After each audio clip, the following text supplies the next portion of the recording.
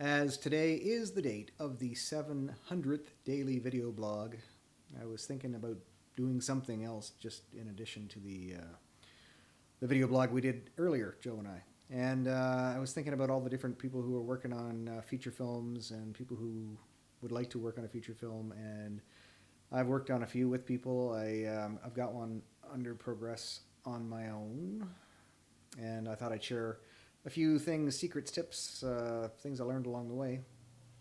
One thing that I didn't understand when I first started out, what the point of shooting a short film was. And at this point, I'd say for me, shooting a short film is a very good place to practice a technique that you want to use in a feature that you really should have figured out how to do it before you shoot the feature. If your feature requires a certain scene with certain techniques you've never ever accomplished yet, I doubt it would be a good idea to say, well, on this given day we're going to shoot our feature. I'm going to, for the very first time, try and get that shot the way I want to get it, the way I imagine it, without having ever captured it before. So, I mean, it could be anything like working with a dolly.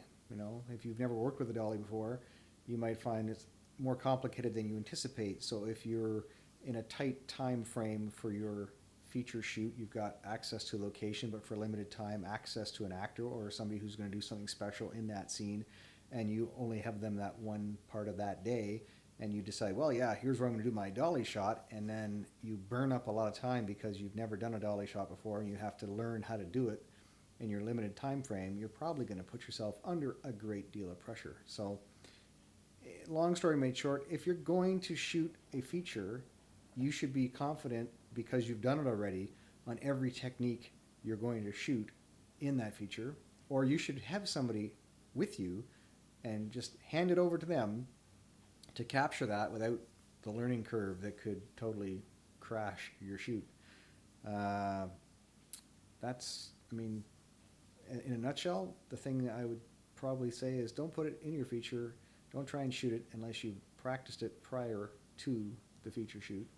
And if you've got an idea, this is one that I was thinking recently after I've made some comments about Indiegogo. I'm not really a big fan of Indiegogo, unless you've got an idea that just goes nuts once you post it.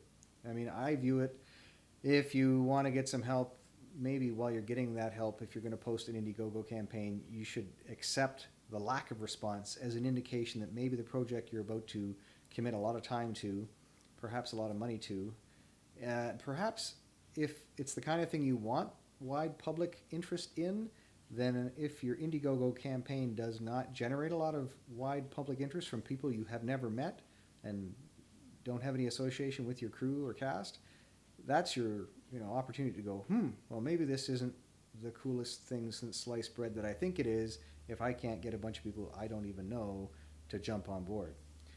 Two things you could do. One, you could go back and revisit the entire concept, or two, you could go back and revisit your Indiegogo short that you used to promote it. Maybe that's missing something. And if you can't produce a short on Indiegogo that gets a lot of attention, how are you going to produce a feature that's going to get a lot of attention?